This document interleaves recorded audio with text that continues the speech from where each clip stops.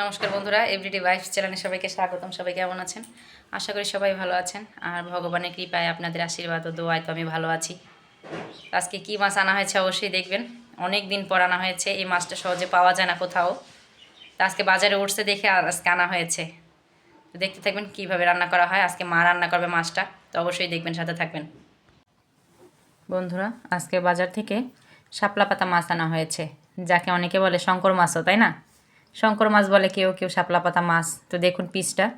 তো এখানে প্রায় 1.5 কেজির মতন মাছ আছে। তো মাছটা আনা হয়েছে বাজার থেকে। তো অনেক বড় 20 কেজি ওজনের মাছটা ছিল। সবাই অল্প অল্প করে নিতে নিতে এতটুকু ছিল যেটা আনা হয়েছে আমাদের বাসায়। তো এটা তো পাওয়াই যায় না, এই মাছ সচরাচর পাওয়া গেছে তাই আনা হয়েছে।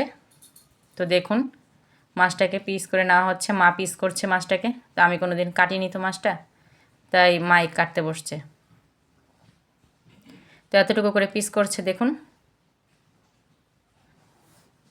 তো মাছটাকে সুন্দর করে পিস করে নেবে মা এখন, ছোট ছোট করে। তো এই মাছটা খেতে কিন্তু দারুণ লাগে। আর অনেক বছর আগে খেয়েছিলাম মাছটা, তো আজকে আনা হয়েছে আমাদের বাসায়। তো দেখুন মাছটা কিন্তু একদম তাজা, বাজারে এনেই কাটা হয়েছে। যে যার মতন যতটুকু লাগবে সে ততটুকুই করে নিয়ে আসছে। তো দেখুন মাছটা কীভাবে মা কাটছে। এরকম পিস করে কাটলে কি হয়, রান্নার ভিতরে মশলাটা খুব ভালো যায় আর খেতেও কিন্তু দারুণ লাগে। মাছটা কিন্তু খুব সুন্দর, তাই না? আর এই মাছের কাঁটাটা কিন্তু একদম নরম। মাছের কাঁটাটা খুবই নরম, এই কাঁটাটা খেতেই কিন্তু দারুণ লাগে। সত্যি কথা বলতে গেলে আমার কাছে মাছের থেকে এই কাঁটাটা খেতেই বেশি ভালো লাগে। এটা খুবই মজা লাগে খেতে।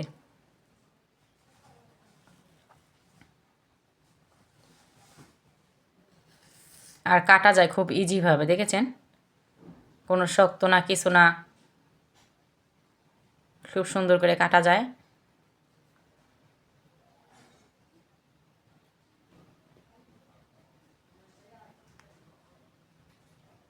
আর এটা হচ্ছে পিঠের মাছটা, যেটার হাড্ডিটা একটু শক্ত বা কাঁটাটা একটু শক্ত, যার কারণে একটু কষ্ট হয় কাটতে।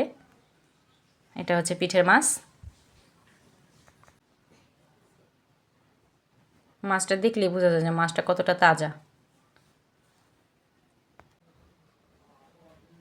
মাছটার ভিতরে কোনো ময়লা নেই বললেই চলে।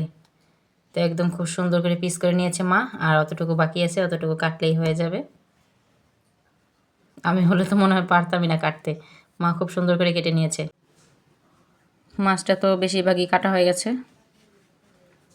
এখন এইটুকুর মধ্যে সুন্দর করে কেটে নেবে। কীভাবে পিস করবে মা সেটা দেখতেছে, যে কীভাবে পিস করে নেবে। তো দেখুন কীভাবে পিস করতেছে।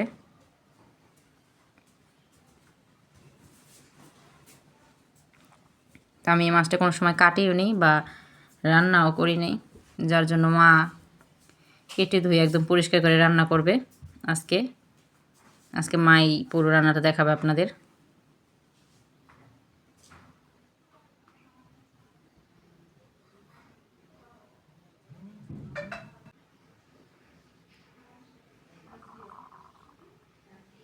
মাছের আবার এতটুকু বাকি, ততটুকু কেটে নেবে। তো আজকে মাছটা অনেকে নিয়ে গেছে, আমার কাকা শ্বশুর, তারপর আরও অনেকে নিয়ে গেছে মাছটা। আত্মীয় স্বজনদের মধ্যে অনেকে নিয়ে গেছে মাছ, যে যেরকম নেবে ওইরকম করে নিয়ে গেল।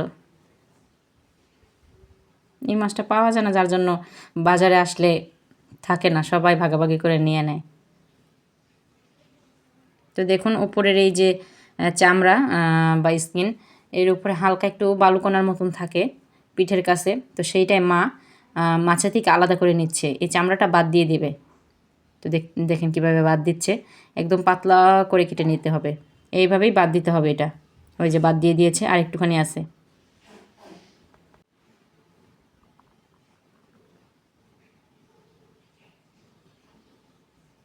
এতটুকু হলেই শেষ। এই তো আর একটুখানি। তো চামড়াটা কাটতে হয় খুব সাবধানে, নাহলে মাছ কেটে যাবে একদম, যার জন্য একদম পাতলা করে কেটে নিতে হয়।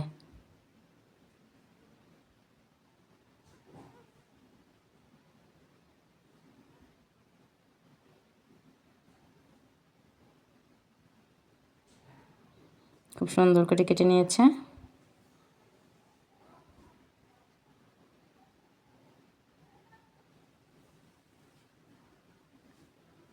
আজকে দেখলাম আমিও বসে বসে মা কীভাবে কাটে মাছটা, তো আমিও শিখে নিলাম মার কাছ থেকে।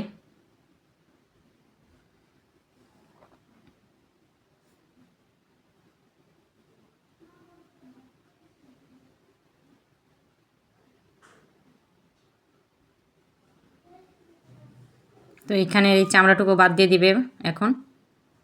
এটা হচ্ছে পিঠের যে চামড়াটা, সেটা এটার মধ্যে হালকা করে একটা বালুকণার মতন থাকে, এই জন্য এটা বাদ দিয়ে দিতে হয়, নাহলে কি হয় অন্যরকম লাগে খেতে।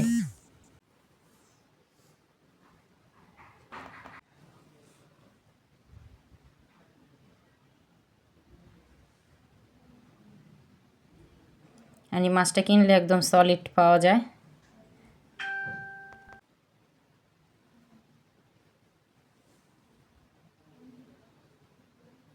মাছটাকে একদম নরম তুলতুলে একদম।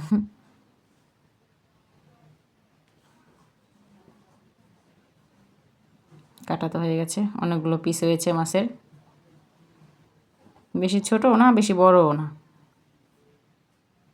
সুন্দর পিস করে নিয়েছে মা, আর দেখতে খুব সুন্দর।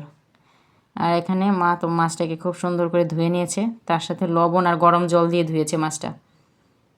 গরম জল দিয়ে ধুয়ে নিলে কি হয়, মাছের থেকে সুন্দর ময়লাটা সরে যায়। এখন মাছে তেল দিয়ে মাছটাকে ভেজে নেওয়া হবে। আর মাছটা কিন্তু প্রচুর পরিমাণে ফোটে বা ছিটে, যার জন্য হচ্ছে তেলটা অল্প করেই দিয়েছে মা। তো কয়েক পিস তো ভাজা হয়ে গেল, আর একটু হলেই নামিয়ে নিবে। মাছটাকে এখন নামিয়ে নিচ্ছে মা, দেখুন কড়া করে ভেজে নিয়েছে, সুন্দর হয়েছে না ভাজাটা, দেখতে কিন্তু খুব সুন্দর লাগছে। তো আরও কিছুটা আছে, ওগুলা ভাজলেই কমপ্লিট। তো অল্প অল্প করে ভেজে নিচ্ছে। আর আমরা জানি যে আঁশ ছাড়া যে মাছগুলি হয়, সেই মাছগুলো তেলে দিলে পরে ছিটে বেশি, যার জন্য অনেকে কী করে, মাছটা লবণ হলুদ দিয়ে মাখার পরে তার মধ্যে কাঁচা তেল দিয়ে দেয়, দিলে কি হয় তাহলে নাকি ভাজতে গেলে ছিটে না। তো আমি তো একদিন ট্রাই করেছিলাম, কোনো কাজই হয় না আসলে। যেটা সিটার সেটা সিটবেই। তো দেখুন, একটা জিনিস খেয়াল করে দেখবেন যে যেগুলোর আঁশ নাই, যেই মাছের, সেই মাছগুলোই ছিটে বেশি।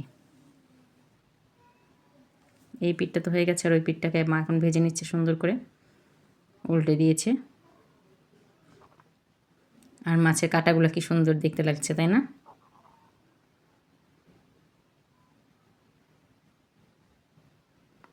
তো এবারও হয়ে গেল মাছ ভাজা।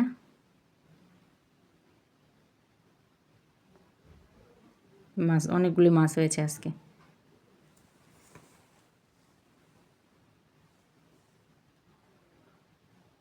আর লাস্ট এই কটা আছে, ভাজলেই শেষ। এখন মাছ রান্নার জন্য তেল দেওয়া হলো কড়াইতে, দেখলো মা গরম হয়েছে নাকি, তার মধ্যে দিয়ে দিল জিরে ফোড়ন আর তেজপাতা। এখন দিয়ে দিল পেঁয়াজ কুচানো, পেঁয়াজ কুচানোর পরিমাণটা বেশি দিতে হবে। আর দিয়ে দিল লবণ, স্বাদ মতো লবণ। তার সাথে এখানে আদা আর রসুন বাটা, আদা রসুন বাটা দিয়ে দেওয়া হলো। এটা একদম মাংসের মতো করে রান্না করতে হবে। তার সাথে হলো জিরা বাটা দিয়ে দিল, তার সাথে এখন পরিমাণ মতন হলুদের গুঁড়ো, মরিচের গুঁড়ো, আমরা একটু ঝাল বেশি খাই, যার জন্য মরিচের গুঁড়োটা বেশি দিয়েছে। এখন সামান্য জল দিয়ে মশলাটাকে কষানো হচ্ছে। সুন্দর করে মশলা কষালে কি হয় জানেন, মানে কাঁচা গন্ধটা থাকে না, তার সাথে মশলাটা খেতে কিন্তু দারুণ লাগে। এখন মা মাছটা দিয়ে মশলার সাথে সুন্দর করে কষে নেবে একদম।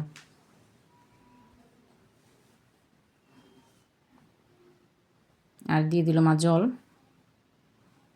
এখন সুন্দর করে ফুটুক, ঝোলটাকে একদম টানিয়ে অল্প করে নেওয়া হবে, মাখা মাখা করা হবে। তো দেখুন মাছের ঝোল তো ফুটে গেছে, মাছ তো প্রায় হয়ে এসেছে, আর একটু টানলেই নামিয়ে নেওয়া হবে। তার সাথে হচ্ছে এখানে দেওয়া হবে গরম মশলা বাটা। তো একদম বললাম যে মাংসের মতো করে রান্না করতে হবে, তাহলে টেস্টটা আসবে ভালো, তাই না? তো বন্ধুরা দেখেন আজকে কী তৈরি করছি। সামনে তো দোল, ঠাকুরের স্কার্ট দেখেন কেমন হয়েছে, তার সাথে ধুতি দেখুন আমি নিজে তৈরি করেছি বাসায় আজকে। তার সাথে তার সাথে আজকে জামাও তৈরি করেছি, দেখুন ঠাকুরের, দুইজনের, রাধা আর কৃষ্ণের। কেমন তো আজকে কেমন হলো কাপড়গুলো বানানো অবশ্যই জানাবেন। তো থাক আজকে এই পর্যন্ত।